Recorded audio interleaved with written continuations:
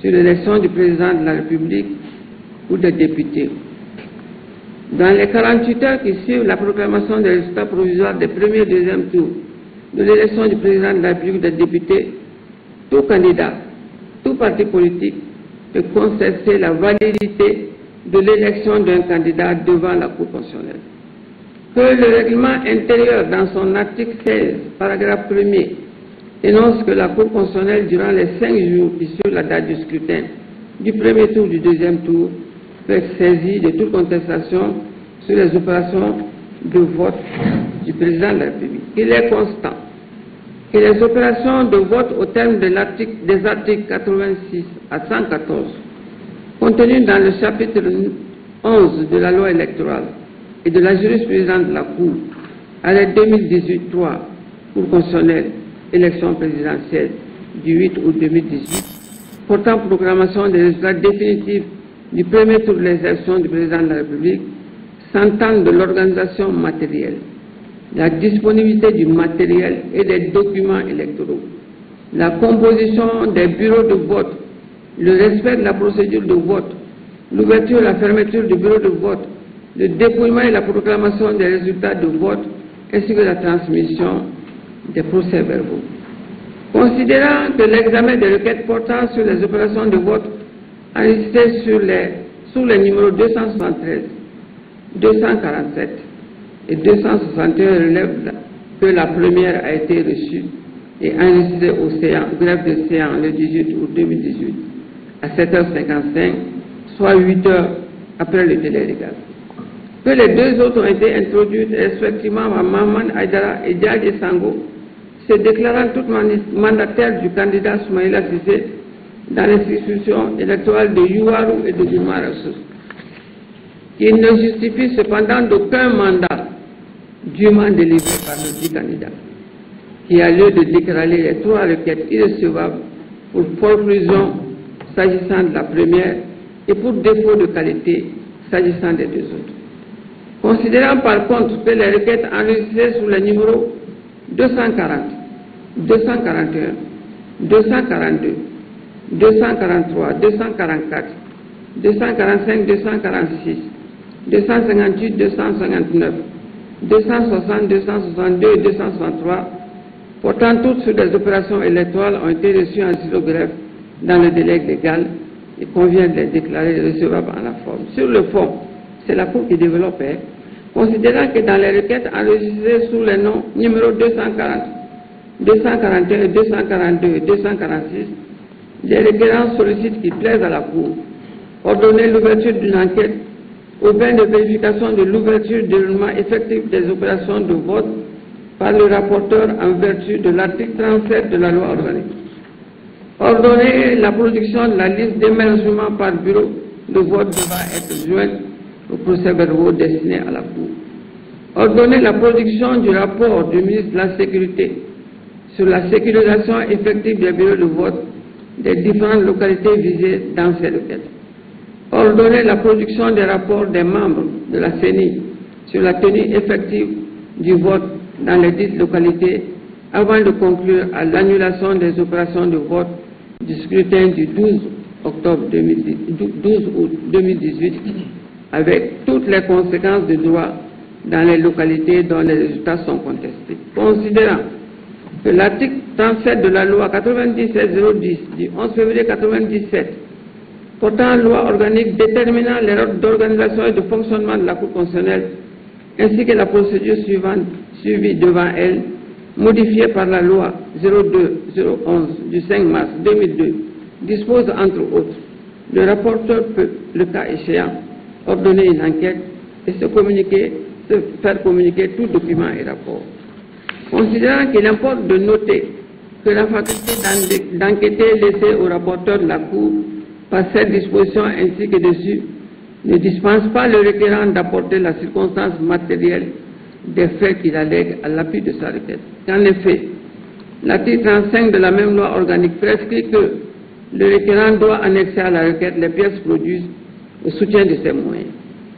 Considérant qu'aucune des requêtes ci-dessus visées, le requérant n'a annexé le moindre élément pouvant constituer un commencement de preuve aux fins de vérification approfondie par des investigations appropriées. Que par contre, la Cour a par lettre numéro 106 PCCM en date du 17 août 2018 demandé et obtenu par courrier de transmission numéro 0440-2018 CENI président, le président de la CENI de la même date, les rapports des délégués de la CENI et les fiches de décompte des voix, autrement dit les fiches de dépouillement relatifs au bureau de vote dans les livres de ci-après.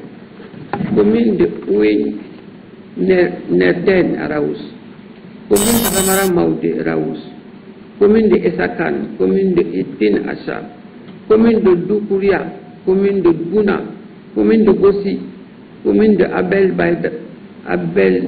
Abeybara, commune de Kidal, commune de Taoudeni, commune de Menaka, commune de Ben, commune de Salam, commune de Tessalit, commune 3 du district de Bamako, bureau de vote numéro 4, Badjalan 3, numéro 9 de Kotabougou, numéro 15 du centre de vote de Daslam, commune 4 du district de Bamako, bureau de vote numéro 18, école du fleuve Dikoroni Para, commune de Bourem Tarkin, bureau numéro 18, centre Aljana Badja, commune 1 du district de Bamako, bureau de vote numéro 40 du centre scolaire de Delibou, numéro 52 et 43 du centre de Dumazana, numéro 17 et 30 du centre scolaire de Sikoroni, commune de Dougoutene 1, Koporopen, Djankabou, Madjou, Dinagourou, Djungami, Bondo et Koporona, commune de Yuwaro, village de Dégué et Soungarou, Sourangou, fraction Almamor, Sanaga, Ardan, Niri Nyara, groupe Bela.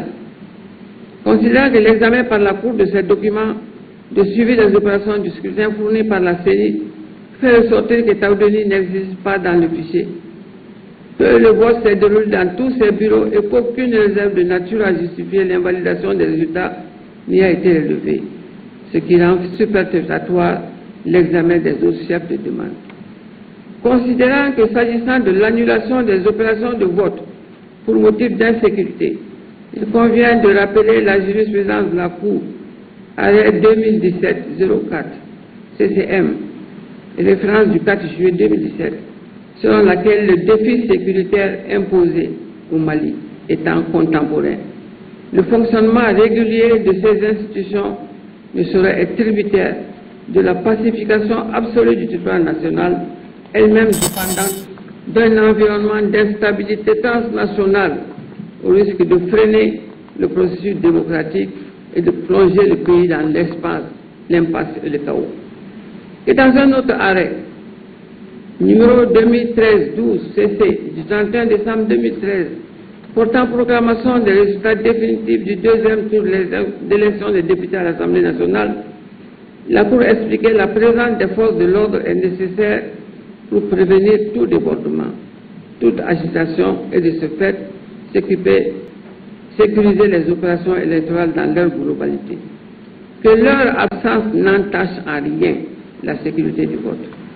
Que dès lors, l'insécurité, quelle qu'elle soit, ne saurait à elle seule justifier l'annulation d'un scrutin, notamment en ce qui concerne la circonscription électorale de Kidal, où les forces armées de sécurité ne peuvent être dissociées de leurs compagnons d'armes des mouvements signataires de l'accord pour la paix et la réconciliation issus du processus d'Alger, tous évoluant sous la bannière de la République du Mali. Que par conséquent, les prestations du requérant sur ce chef ne peuvent prospérer.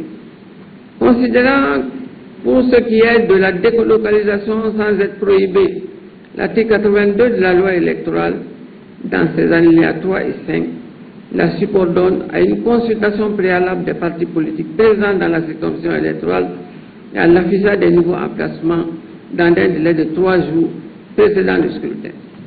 Qu'en tout état de cause, le moyen tiré de la délocalisation des bureaux de vote ainsi que d'un taux de participation excessivement élevé dans certaines localités, la Cour, dans sa jurisprudence arrêt 2013-11 du 7 décembre 2013, a précisé que la disparition d'urnes, le déplacement de bureaux de vote ou l'invraisemblable des taux de participation élevés dans les zones dépeuplées ne peuvent affecter en l'absence de manœuvres frauduleuses établies la crédibilité d'un scrutin.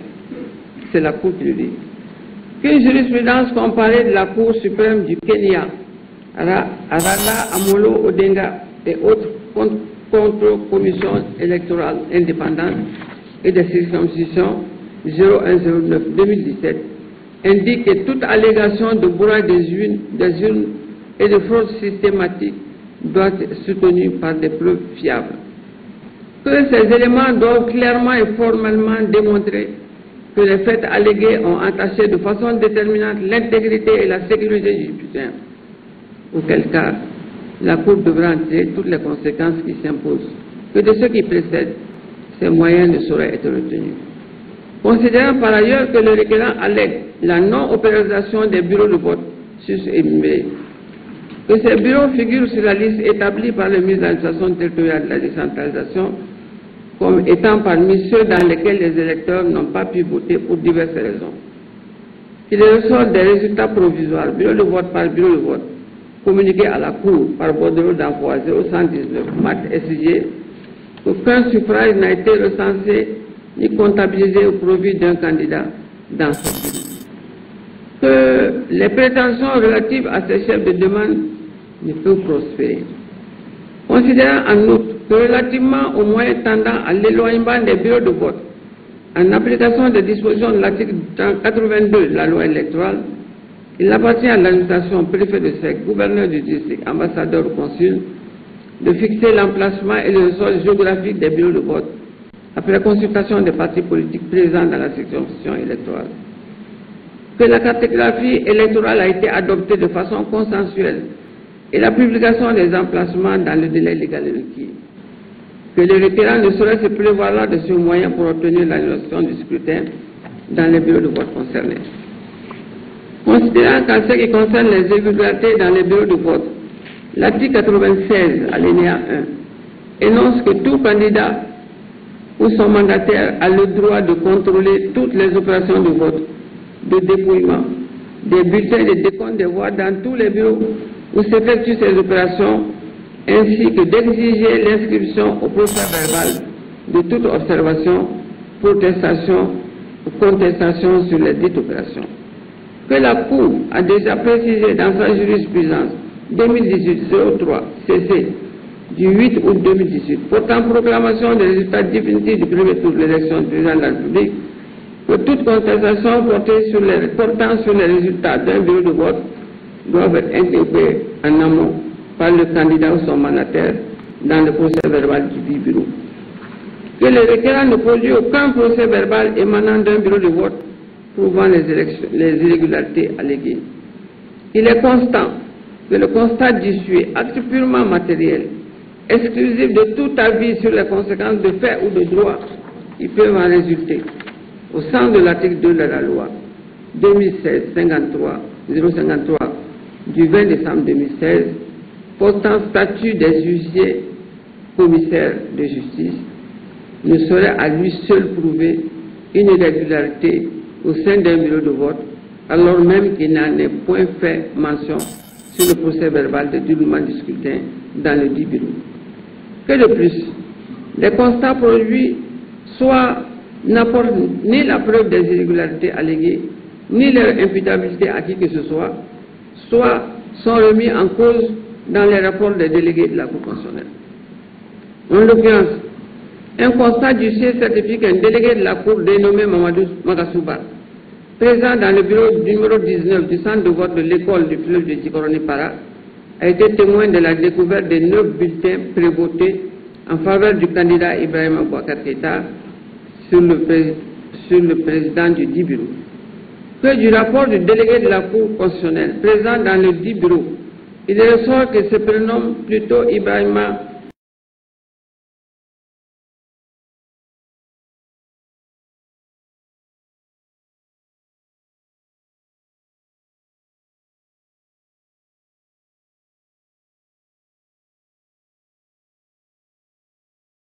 « 241, 242, 243, 244, 245, 246, 259, 260, 262 et 263 formulées par le candidat Soumaïla Cissé ainsi que celles enregistrées sous le numéro 258 et introduites au nom du candidat Ibrahim Boubacar Keïta par Somine Saï.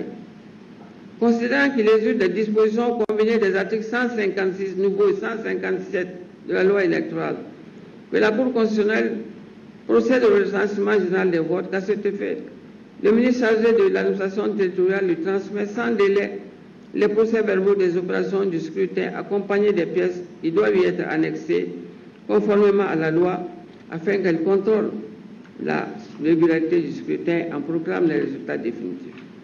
Considérant qu'en ce qui concerne le recensement général des votes, la Cour constitutionnelle va faire le décompte des voix par bureau de vote, tant sur le territoire national qu'au niveau des ambassades et consulats, a procédé diverses rectifications matérielles, procédé au recensement, au redressement qui s'imposait. Considérant que dans le cadre de l'élection soumise à l'appréciation de la Cour, le vote est l'acte par lequel l'électeur exprime son choix pour un candidat déterminé, que cet acte participe d'une part à l'expression de la citoyenneté, tout en étant d'autre part indéniablement un droit constitutionnel acquis à tout citoyen remplissant les conditions prévues par la loi. Que, comme tel, l'intégrité de ce choix doit être préservée par une interprétation téléologique à travers l'intention de l'électeur et de façon univoque.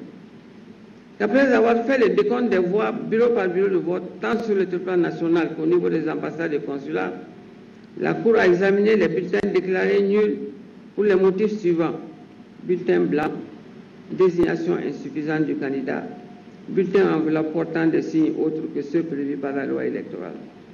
Après examen des 10 bulletins sur la base des critères définis à l'article 95 de la loi électorale, il est apparu que certains d'entre eux ont été annulés, quand bien même que le choix de l'électeur ne prêtait à aucune équivoque et cas de l'empreinte posée sur la photo du candidat.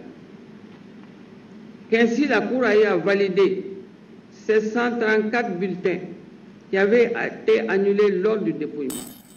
Au regard de ce qui procède, la Cour a procédé aux rectifications et redressements nécessaires.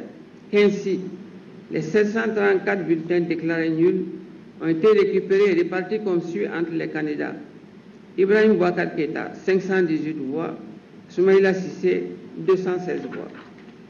Considérant qu'à la suite de tout ce qui précède, l'élection du président de la République a donné les résultats suivants: électeurs inscrits, 8 00462, votants, 2 753 698, bulletins nuls, 85 648, suffrages exprimés, 2 668 050, majorité absolue, 1 334 026, taux de participation 34,42%. Considérant que chacun des candidats a obtenu ces suffrages suivants: 1. Ibrahim Boubacar Keïta, voix 1 791 926, taux de participation, pourcentage du moins 67,16%. 2. Soumaïla Cissé, 876 124 voix, 32,84%. Considérant que le candidat Boubacar Keïta a obtenu 1 791 926 voix et le candidat Soumaïla Cissé 876 124 voix, qu'ainsi le candidat Ibrahim Boubacar Keïta a recueilli la majorité absolue des suffrages exprimés pour être élu président de la République. Considérant que l'article 37 de la Constitution dispose que le président élu entre en fonction 15 jours après la proclamation officielle des résultats. Avant d'entrer en fonction, il prête le serment suivant: je jure devant Dieu et le peuple malien de préserver en toute fidélité le régime républicain, de faire respecter la Constitution et la loi, de remplir mes fonctions dans l'intérêt supérieur du peuple, de préserver les acquis démocratiques, de garantir l'unité nationale, l'indépendance de la patrie et l'intégrité du territoire national. Je m'engage solennellement et sur l'honneur à mettre tout en œuvre pour la réalisation du la réalisation de l'unité africaine.